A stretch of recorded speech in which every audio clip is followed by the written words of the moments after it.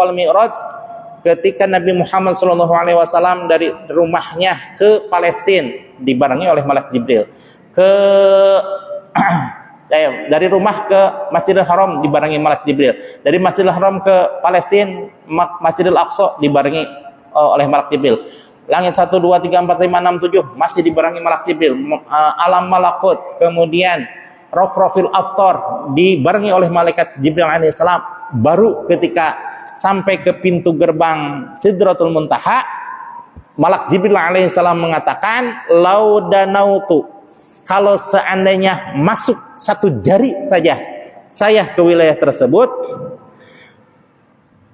anmulatan, walaupun satu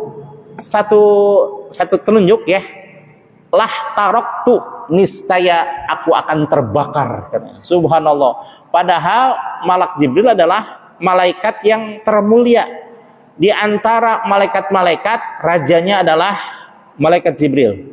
Di antara setan, setelah si Azazil berubah menjadi setan dan memang namanya Azazil, itu yang paling mulia adalah malaikat Jibril, walaupun asalnya adalah yang paling mulia adalah Azazil. Dan di antara hawa nafsu itu la amaratun bisu, bahwa hawa nafsu mengarah kepada kejelekan, sedang malaikat Jibril adalah malaikat yang tidak pernah berbuat maksiat sedetik pun sekalipun, dan seluruh malaikat-malaikat pada umumnya, seluruhnya. Nah, malaikat saja tidak sanggup untuk memasuki wilayah hakikat, apalagi makhluk-makhluk yang lain, gitu ya. Dengan ucapan beliau, laudanautu anmulatan lah taroktu, kalau seandainya aku masuk 1 jari dari tanganku, lah taroktu, maka niscaya akan terbakar seluruh tubuhku. Masya Allah, gitu ya. Fayukhlasul abdu, maka hanya orang-orang yang ikhlas, yang inda idin minal khosmani, yang pada saat itu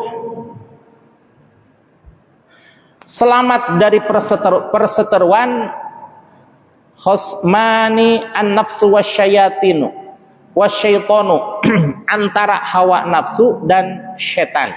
Berarti bahwa orang-orang yang memasuki wilayah hakikah itu adalah orang-orang yang sudah terbebas dari kungkungan setan dan hawa nafsu. Bahwa orang-orang yang terbebas kungkungan dari hawa nafsu itu hanya para nabi dan para wali. Tapi para wali tidak semuanya. Kalau para nabi mah sudah pasti semuanya. Dan para wali sebagian yang bisa memasuki wilayah hakikat.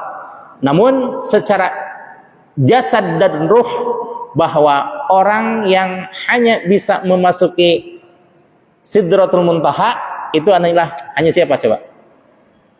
Hanya Nabi Muhammad sallallahu alaihi wasallam.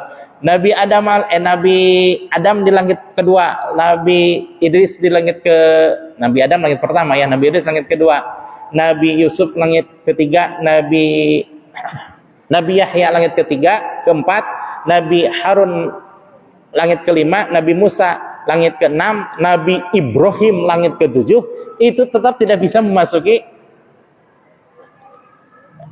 Sidratul Muntaha. Tapi hanya Nabi Muhammad SAW saja yang subhanallah sudah jauh-jauh hari memang diperuntukkan untuk beliau bermusyahadah dengan Allah. Maka kita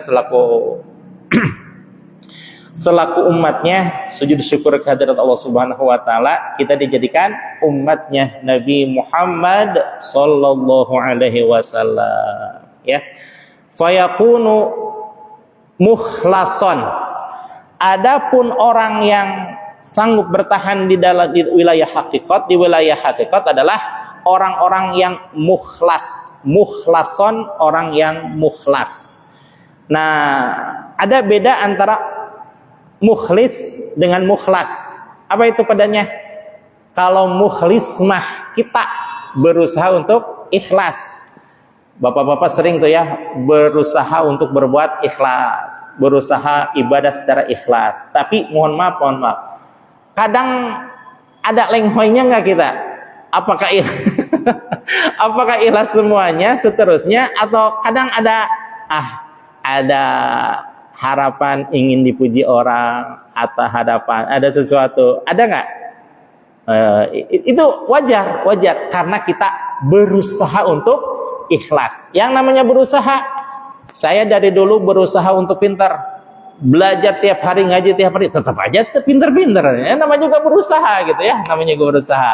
Kan Allah hanya mewajibkan untuk berusahanya. Pinternya wajib tidak? Tidak. Kenapa? Kalau wajib pinter mah, atau mungkin otak-otaknya seperti Al-Mukarram Ustadz Adi Hidayat gitu ya, langsung baca langsung nempel. Jauh saya menjauh. Subhanallah ya. Nah, ikhlas itu orang yang berusaha untuk ikhlas. Kama qala Allah Ta'ala, sebagaimana firman Allah Subhanahu wa taala, itu yang masuk di wilayah hakikat itu adalah yang mukhlas. Fa bi'izzatika, demi kemuliaanmu ya Allah. Ini si setan nih sedang bersumpah di hadapan Allah. Di dalam surah Shad ayat 82 sampai 83. Fa bi'izzatika, demi kemuliaanmu ya Allah, la ughwiyannahum, niscaya aku jerumuskan mereka semuanya. Hum itu siapa? Mereka itu siapa? Manusia-manusia akan saya jerumuskan, ajma'in, tegasnya semuanya, baik non muslim, yang baragajul, yang soleh, yang semuanya, pokoknya asal namanya manusia akan aku jerumuskan semuanya. Illa ibadaka minhumul mukhlasin. Nah, ini kunci rahasia si setan ngebukanya sendiri ini. Kenapa? Semuanya akan aku jerumuskan pada kesesatan, illa, kecuali. Kalau ada kecuali berarti pengecualian. Illa, kecuali. Ibadaka minhumul mukhlasin. Hamba-hambamu. Nih, lihat. Dari kalimatnya aja hamba-hambamu, bukan abduka, tapi ibadaka atau abdaka, bukan, tapi membacanya atau membahasakannya dengan jamak. Illa ibadaka minhumul mukhlasin, kecuali hamba-hambamu yang mereka termasuk orang-orang yang mukhlas. Apa itu mukhlas? Orang yang memang tadinya sudah berusaha untuk ikhlas, dan Allah sambut keikhlasan itu gitu ya.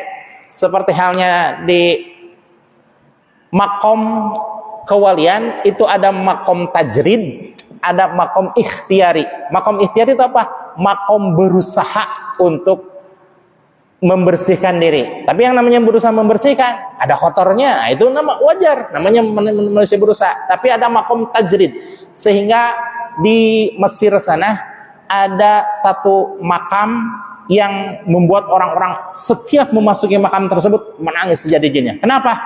Ada seorang ulama besar, dan memang ulama sejamannya mengakui bahwa beliau adalah ulama besar, dan waliullah senior, padahal usia dunianya betapa sangat muda. Bapak tahu usianya berapa tahun? 7 tahun, semua masih ingat ya. 7 tahun sudah dianggap menjadi ulama dan sudah diangkat oleh Allah menjadi waliullah. Subhanallah, itu namanya makom tajridi. Allah tarik sehingga dia tidak usah berusaha untuk mencapai makom tersebut, karena Allah yang menakdirkan dia memiliki makom tersebut. Seperti halnya Nabi Muhammad SAW. Apakah Nabi Muhammad SAW berusaha untuk bisa tanpa oksigen ke itu? Kan enggak, itu maka makom tajrid, ditakdirkan oleh Allah Subhanahu wa taala untuk bisa mencapai seperti itu ya. Jadi mudah-mudahan dengan adanya makom tajrid dan ikhtiar ini tidak menjadi berkecil hati bagi kita sekalian, sekalipun kita berusaha, tapi ada saat tertentu Allah menarik seseorang